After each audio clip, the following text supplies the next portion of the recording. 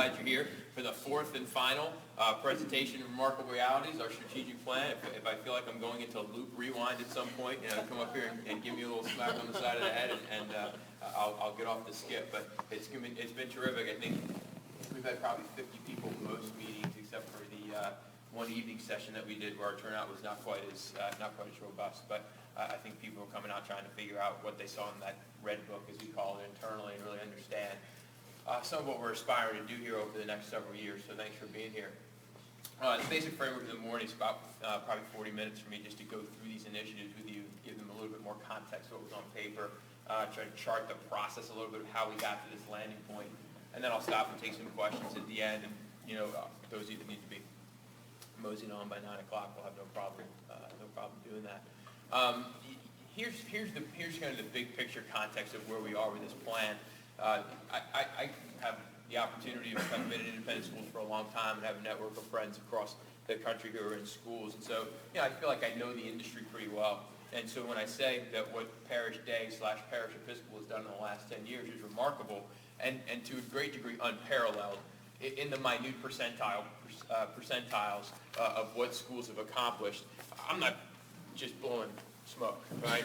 This has been an amazing journey for this school over the course of its 40-year history, and most particularly in this last 10 years, to treble your size nearly, right? To take on a new campus, to develop a full-fledged pre-K through 12 program, to have the successes across all the major components of our program, academic, athletic, spiritual, visual, and performing arts, in that short framework of time is nearly unprecedented. Schools all have quaint beginnings and wonderful histories, right? They can go back and trace themselves to their earliest origins. Many have these combination histories where 2 or 3 schools merge over time and create a bigger entity, right? That happens, right? And it usually happens over decades, right? Ours happened in a decade, okay?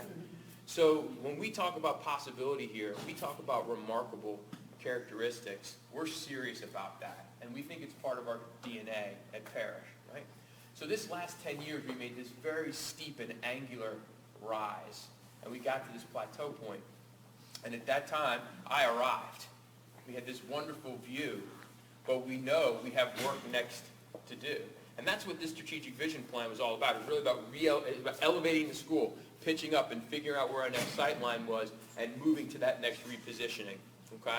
So we're going to talk about that story and where we think this will move us over the next several years as we look at these initiatives. Again, a strategic vision, when the board sets this, you have to understand the context of what it's meant to do. It's meant to be that sort of trajectory-based move of the institution, right? There are all sorts of tactical things that as parents we're really interested in, right? What are we going to do about the math curriculum in second grade? Okay? All right. What about the visual and performing arts or the drama program, the band program? We're going to have more frequent meetings next year, right?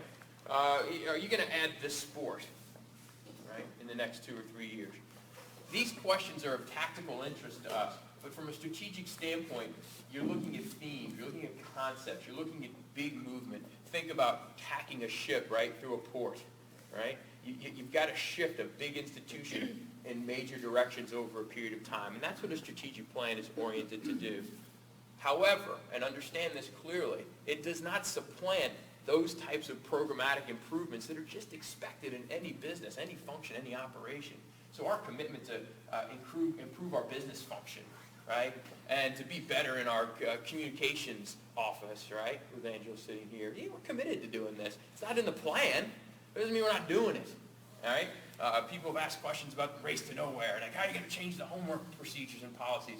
We're going to evaluate all those types of things, but they don't end up in a strategic vision. The board sets that as how do we look to the school to be different 5 years from now, 10 years from now, 15 years from now as a result of this plan. That's their job as the strategic visioning entity of the school, and that's what as an administration we have partnered with them in creating this plan. So how did we do this? 2 years ago, we built a strategic marketing committee. This was a small group of folks who really went out into the community and did focus groups, and we did a survey, and we had conversation internally. We really went back to untap what are the pieces, the elements of the Parish DNA that we think are so critical and so crucial and that we're so good at that we don't want to tinker with too much. We just want to keep growing and improving those, right? At the same time, that group really looked outward. They said, how is the landscape of the world in general changing? More specifically, what do we see happening in the world of education that's moving and changing? How does the school have to evolve in order to capitalize on that, to thrive in that new environment? That then brought us into this past year where a group of strategic planning steering committee was formed to try to build action plans to move toward those particular goals. Okay? So you may remember about this time last year in these same looking ahead sections, we unfurled these 4 words. These 4 words were, again, I think a terrific encapsulation of what Parish has been in its best form and what we aspire to be as we move forward and take this next journey up the side of the mountain, right?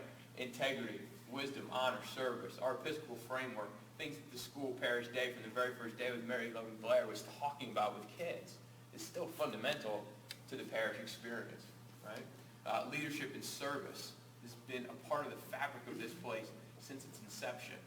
We want to continue to evolve that strength. Innovation, you can look at this in 2 ways, right? It's innovative thinking that says, take a 360,000 square foot facility that was once a Mobile Exxon International Research Station and turn it into a school. How many people do that, right?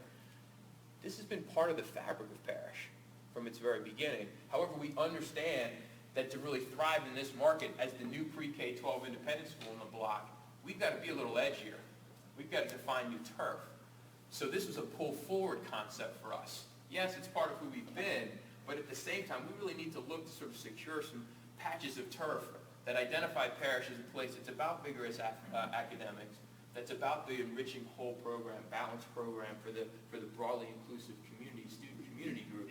But at the same time, we try things programmatically, and maybe some other schools are not going to move to quite as comfortably or quite as quickly.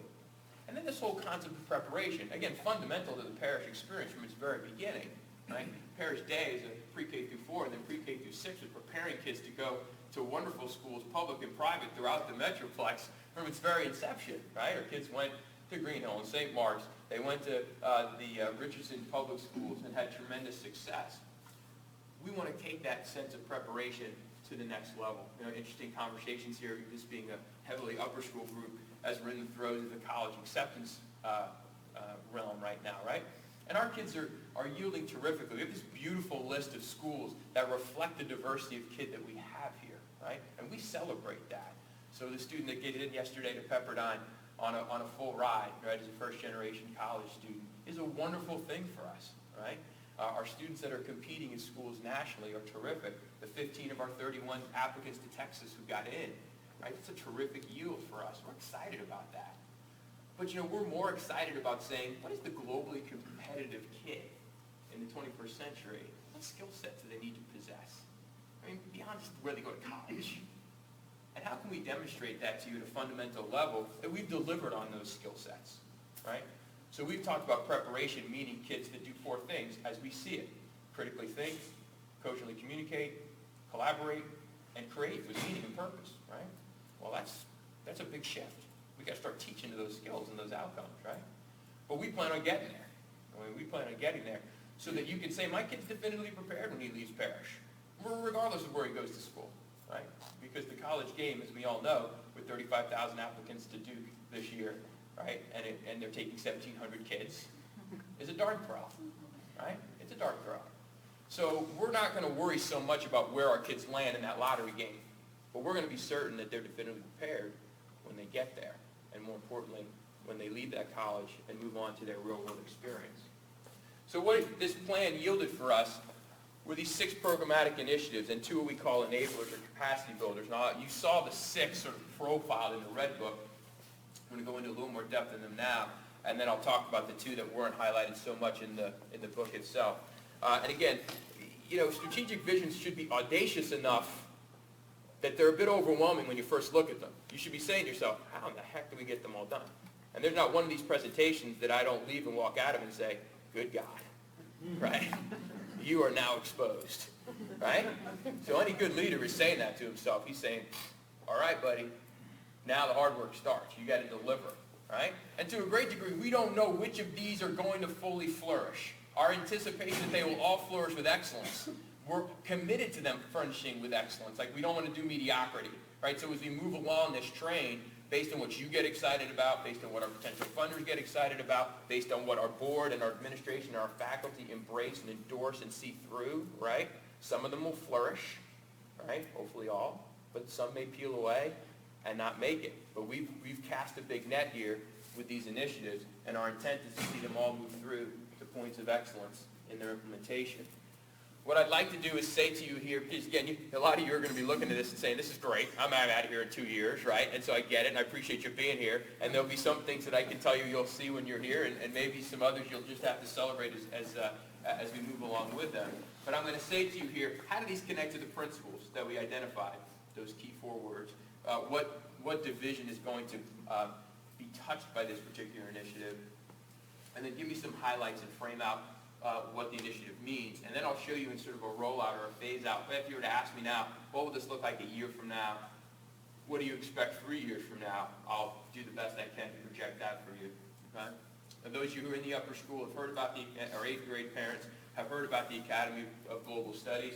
When the Strategic Planning Steering Committee met for the final time and finished the plans writing to send to the board for approval, they really prioritized these first 3 that you're going to see, and said these are essentially programs that can differentiate us early, right? While other schools may have elements or pieces of these types of programs, the way that we've compiled them are differentiators. They're essentially unique. So let's get them out. They're relatively cost neutral. Like, we can do them because you got people here who can go with them now. They won't cost you an arm and a leg to get them off and running. So let's go ahead and try to get some early wins in the plan. And this was one that we've let loose. And this is essentially under that innovation pillar. And remember, we talk about with innovation, right? We talk about setting a more tailored learning experience for kids, leveraging either personal relationship, community contacts, technology. How do we set up a more tailored learning experience for kids with passions and interests in a particular area? And this one's really focused in the global arena. So kids take a seminar class their freshman year, either winter or spring. That seminar class provides an overview or a landscape of global issues that are present in the world at this time. And then the kids essentially say, I'm in, and they commit to the next couple of years to picking an issue that they want to study in greater depth.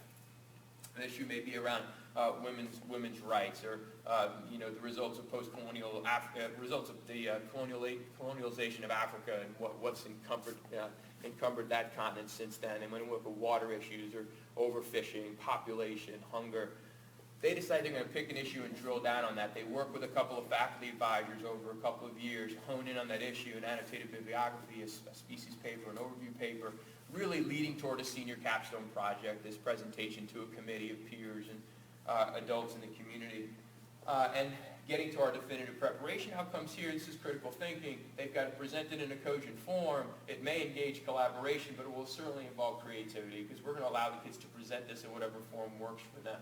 So it could be anywhere from art to film to a written presentation to an audio-visual presentation or something similar to what I'm delivering here. But the notion of how you share your information will be something that we engage the kids in creating and allow them to individualize. At the same time that they're doing that, there'll be co-curricular expectations in terms of clubs that the kids participate in or asked to do international community service that orients the kids globally, not just academically, but also in their service realm.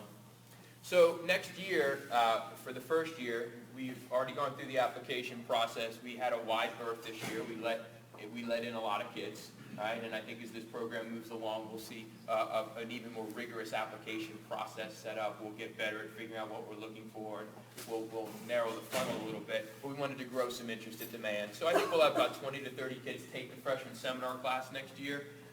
And then if you look 3 years out or so, say what's it going to look like in 2013, 2014, if I had to take a stab at it.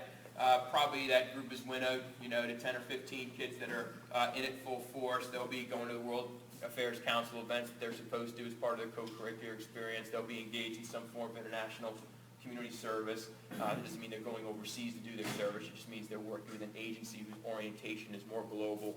And they'll be preparing for their senior capstone. They'll be juniors, and they'll be heading into that year of final presentation.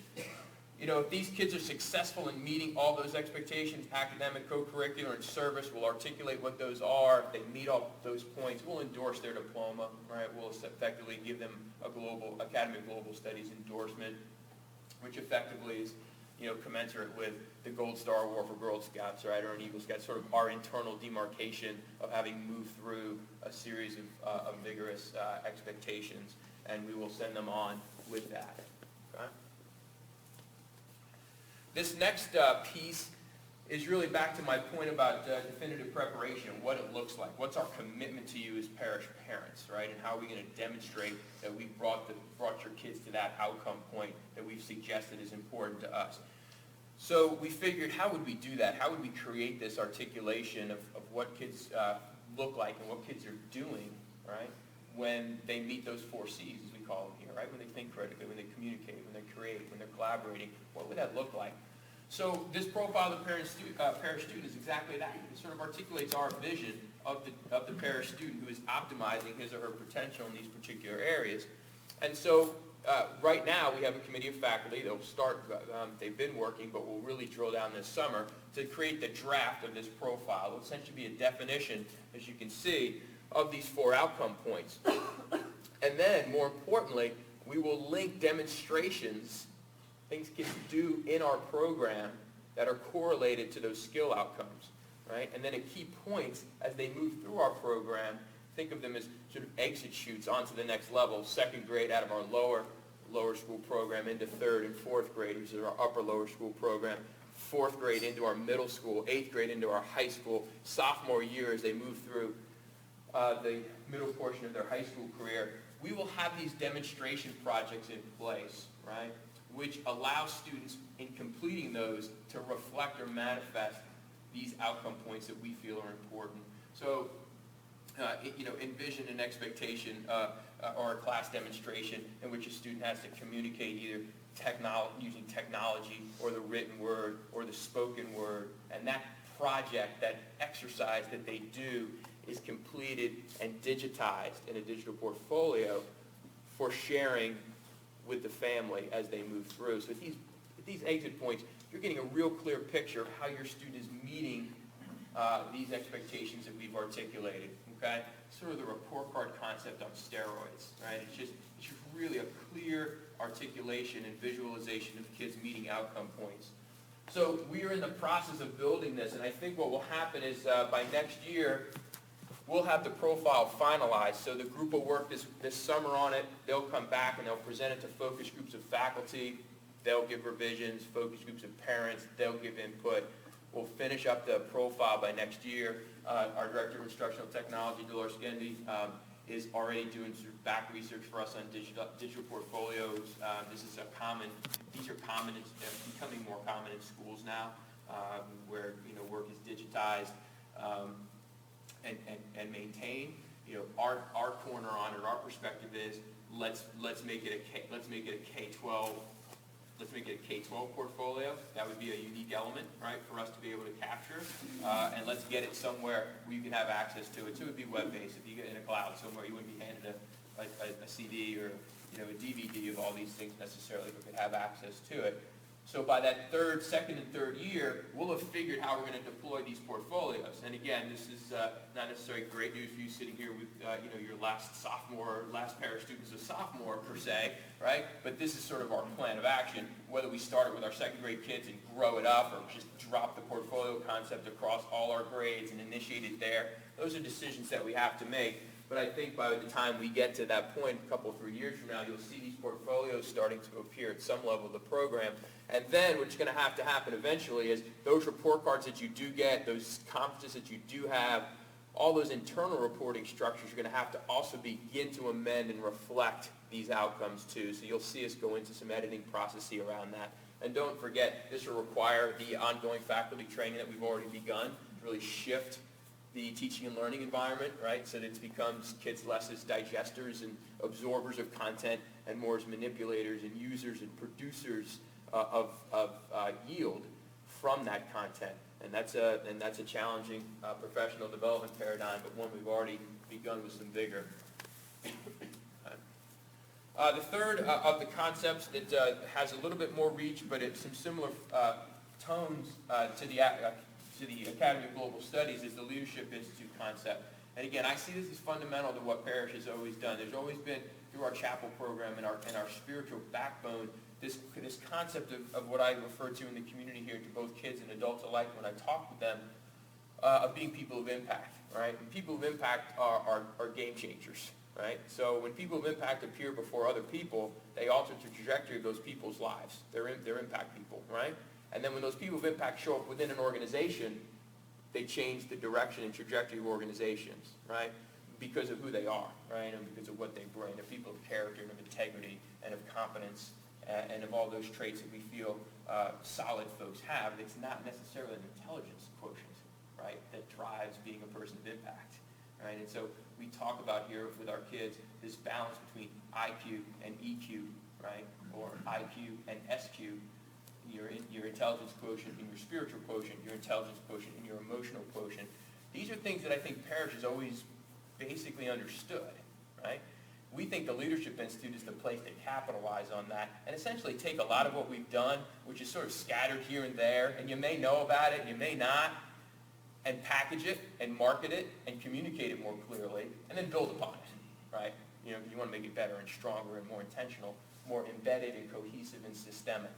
So this program will have all campus touch, all division touch.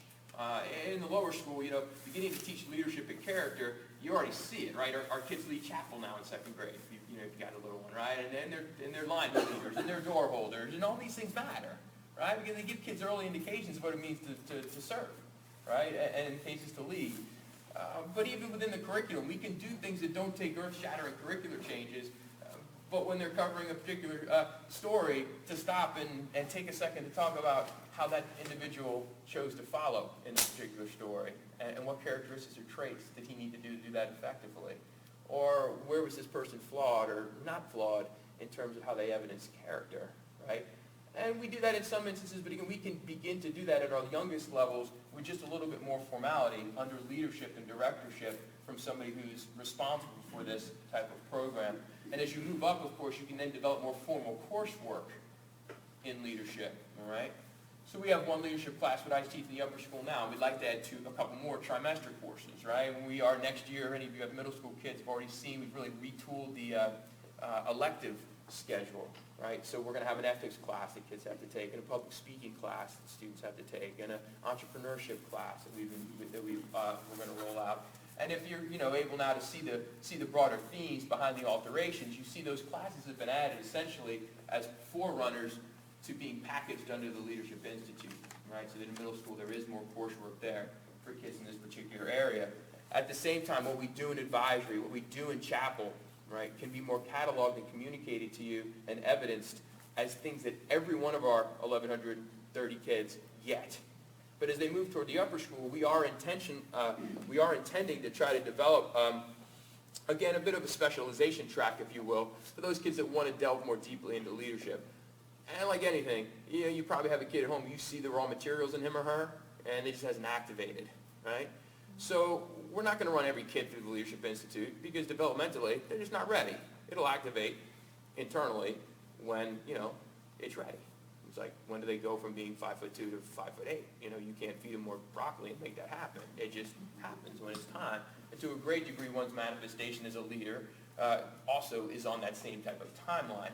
But there are kids in our program as they come through that are thirsty for that. So if they take the electives and they give X number of chapel homilies, right, and they lead and start projects of authenticity in our club with our clubs, or take a club from point A to point B, right, and they commit to doing that and they evidence doing that, we'll endorse their diploma with essentially a graduation from the Leadership Institute of the school, the Leadership Institute program. So we are less forward in terms of our planning for what the Institute thresholds will look as opposed to the AGS, where we're a little bit farther out of the gate. But that's certainly our intention as we move toward 3 years from now. So again, this is what you'll see next year, really developing the philosophy statement of the Institute, beginning to package things we're presently doing under the banner of the Institute, adding a couple of these classes, which I've already mentioned.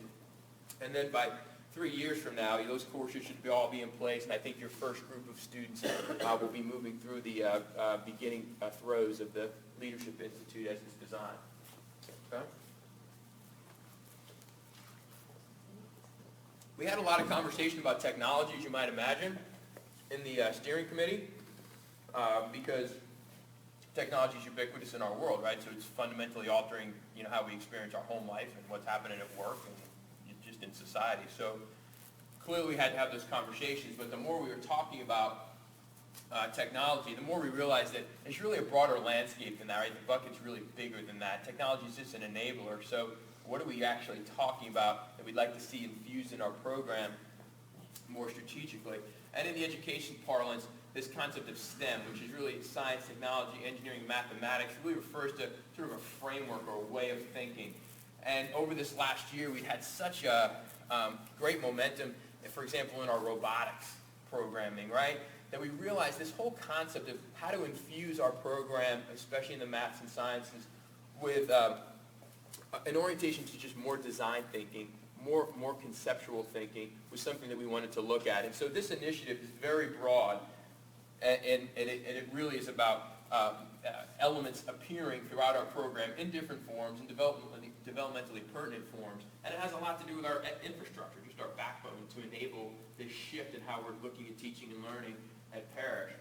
So just finishing this year, previously referenced, and continuing next year, has been this kind of comprehensive training with faculty around how to shift the culture in the classroom from, unidirected teacher to student, teacher absorbing, or teacher presenting and student just absorbing, right, and regurgitating and spitting back, to teacher leveraging technology or just alternate delivery methods to get the kids more activated and engaged in the process. Again, kids as creators, kids as collaborators, kids as communicators, producers. That will continue through next year, and it really falls under the guise of this initiative. At the same time, we're doing heavy work on our infrastructure, which has begun over the last 18 months, just more wireless access points in our upper school, expanding our bandwidth between the two campuses, expanding our bandwidth capacity here, all in preparation for what we know is going to be the inevitability, especially in our upper school program, of having to have it be one-to-one enabled, which essentially means that kids can come here with whatever their device is and put it to use, because that device facilitates the type of teaching and learning that we're talking about, okay? So, we're not going to, I don't think, get in the business of leasing computers or asking you all to purchase computers that you already aren't doing at home, in, again, a ubiquitous technological world. Many of you already have them through good fortune.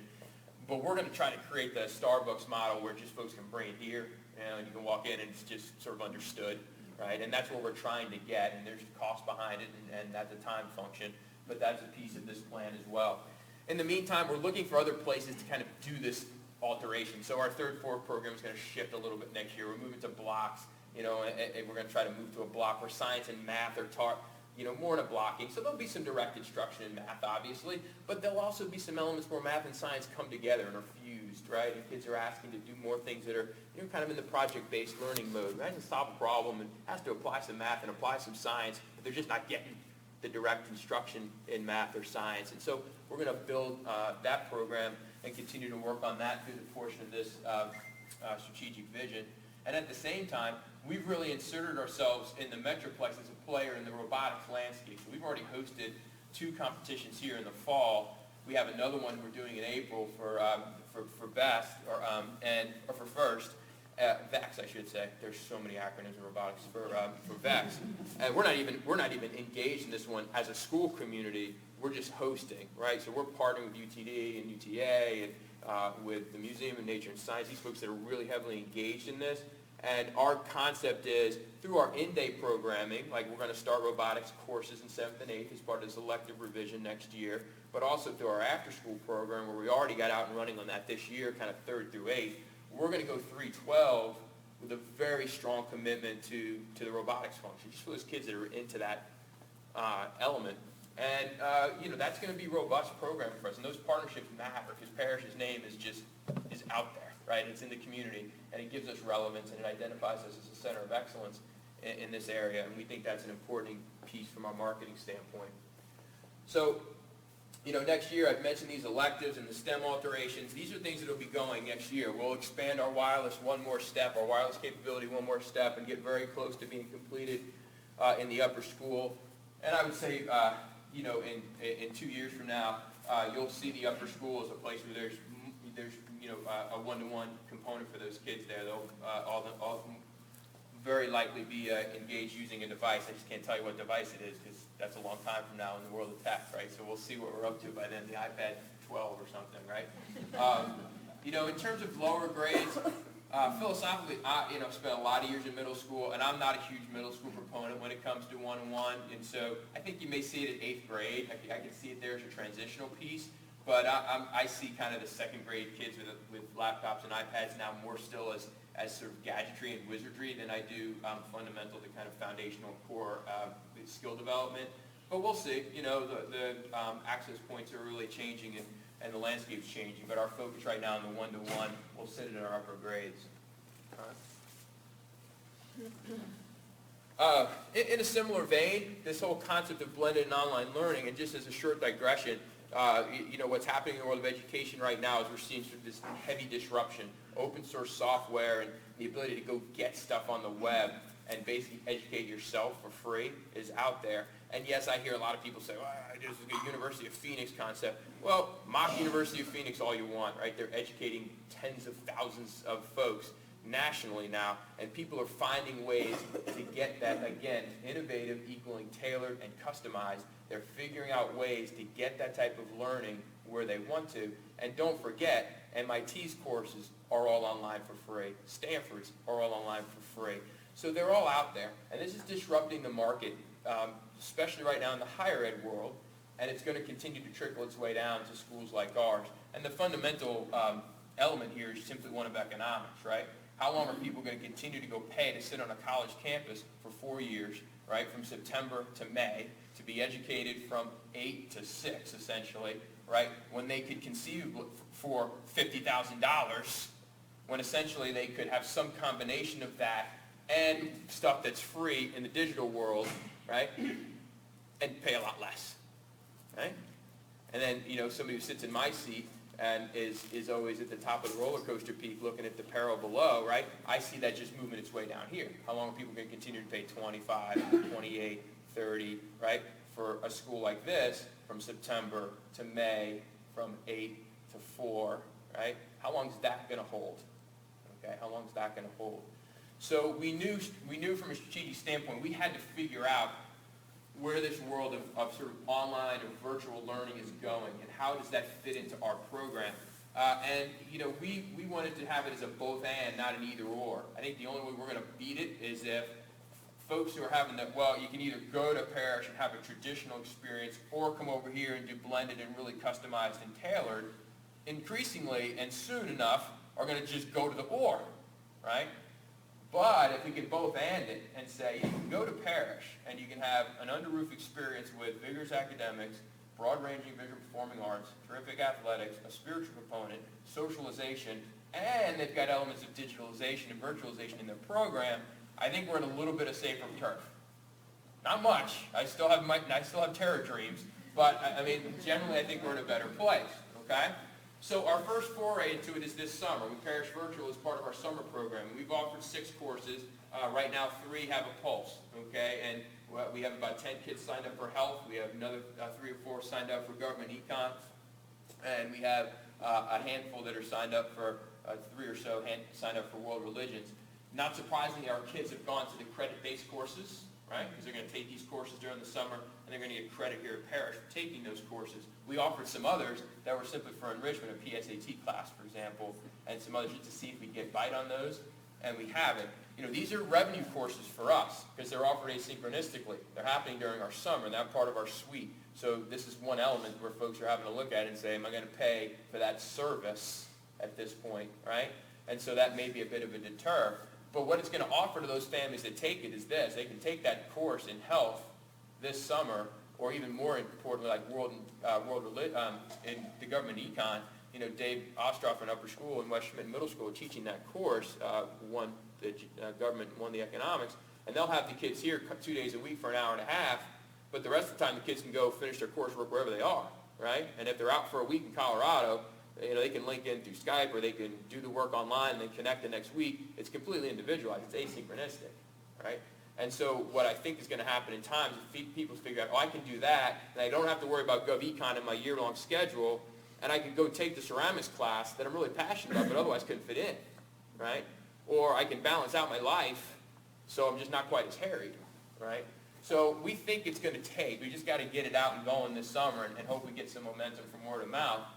And then we're going to run some courses in our after-school program next year, Extend, which I'll talk about in a second. We'll have 2 to 3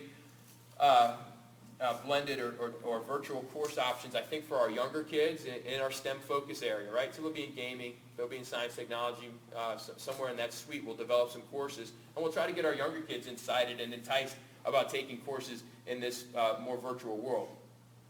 We had a meeting yesterday. It was incredible with the brain health folks at UTD, and they've got this sort of Second Life training suite for study skills, right? 10 modules that the kids can take. And the 2 folks that would teach the course would be sitting down at Highland Park at the Brain Health Center, teaching the kids remotely through Second Life, moving them through this virtual world to learn these study skills, study skill components. So it's like, whoa, and when I went and visited down there, it's like these 23 and 24-year-old guys in scruffy T-shirts and like not having shaved, and they're sitting back there in this room. It's incredible. I got the best job in America. They were playing video games for a living and getting paid for it, essentially, designing video games for a living. So this is sort of where the world is at this point.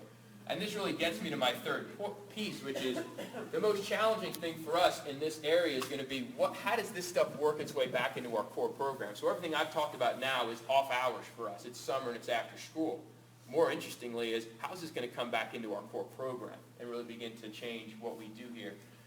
And we're going to have an 8th grade teacher next year that's going to try some things, right? And we're going to get some fast horses out on it. But I think in a couple, 3 years from now, you'll see us in this world. And you'll look all sorts of different ways.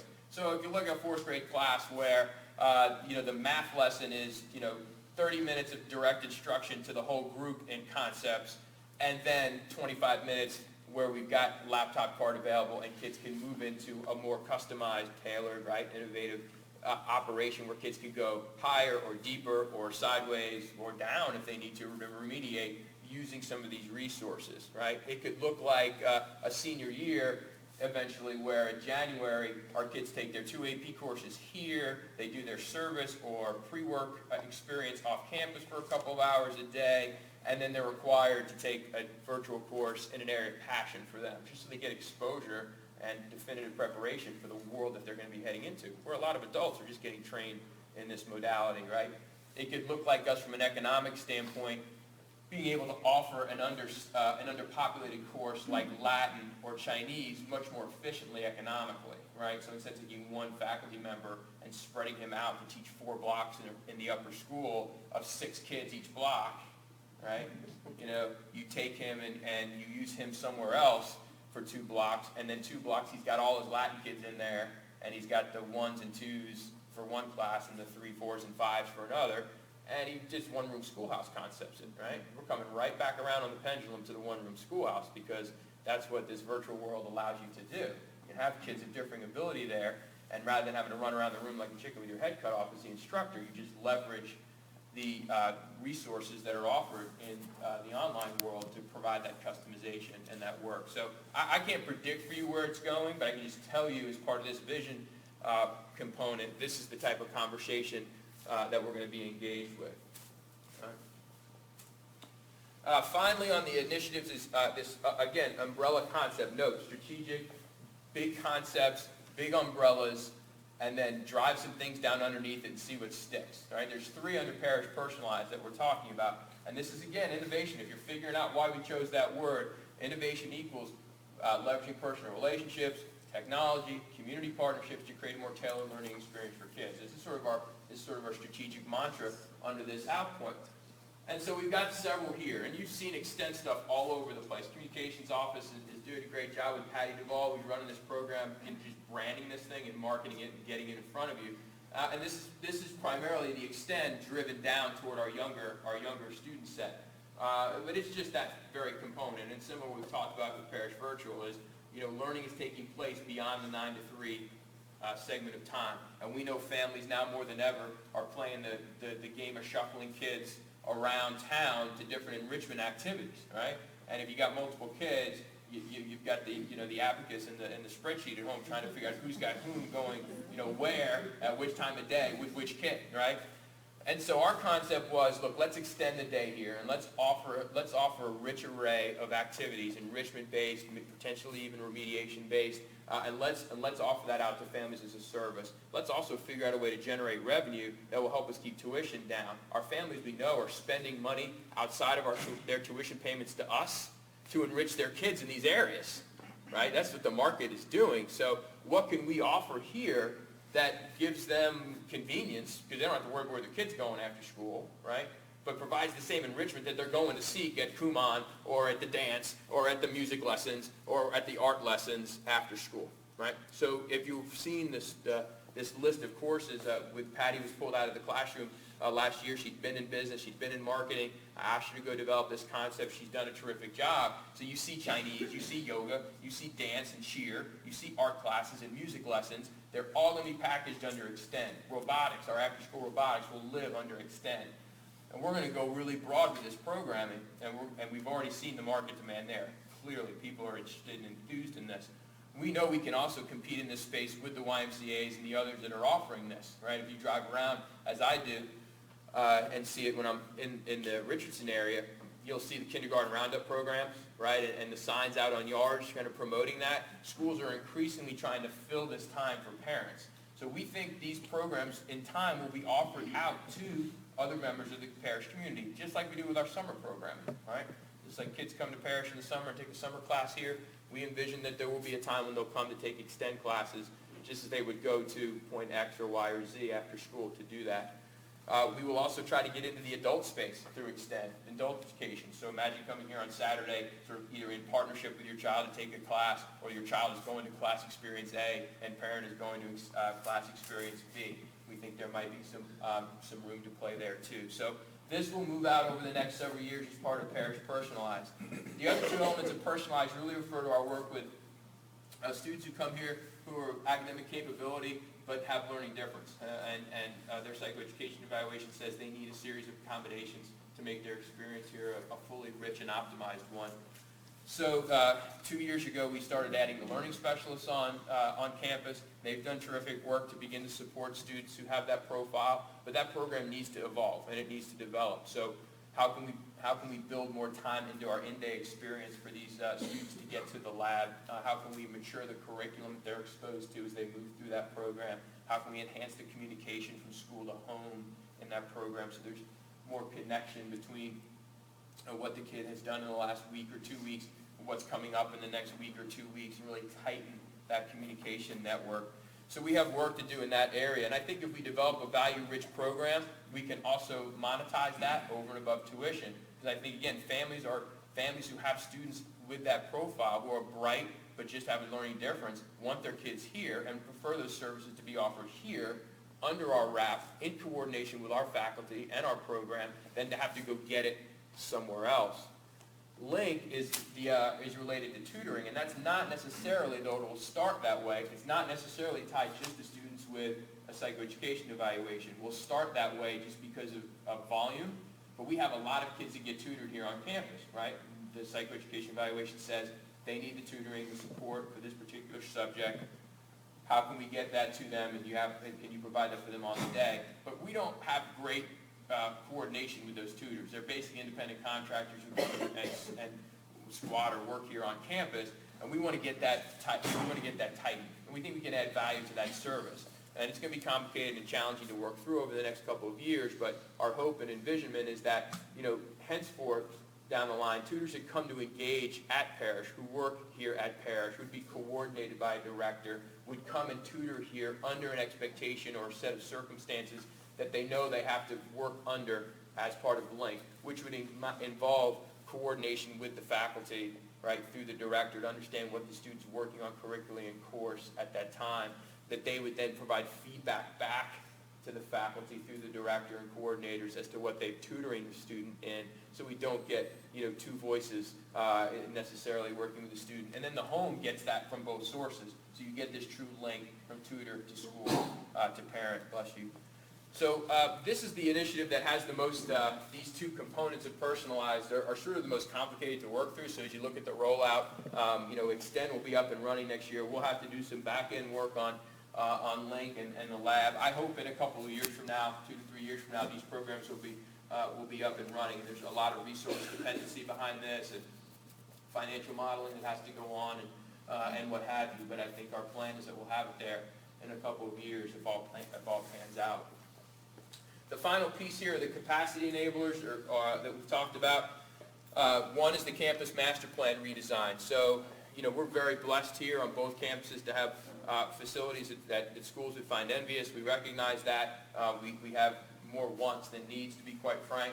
But, in your base programs, that if you want to continue to drive for excellence in visual performing arts and in athletics and in your academics, you've got to enhance facilities to allow you to do that. So our campus master plan hasn't been redone essentially since the move here took place. And so we've contracted with Overland Partners out of San Antonio, and they are going to be undertaking this campus master plan redesign for us.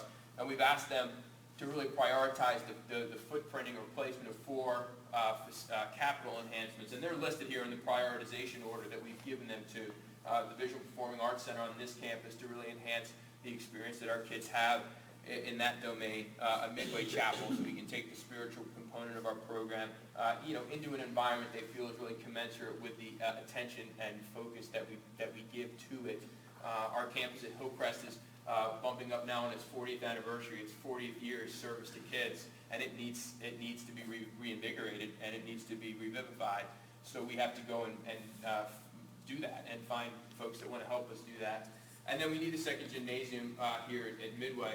And we need that for athletics. We were continuing to build excellence in those programs. We're committed to that. And I know you all see the hammers flying, out there with great speed. And folks question why that's happening and it's not happening in the arts and other areas. Well, there's really 2 reasons. One, because people in athletics really care and they step forward and they commit.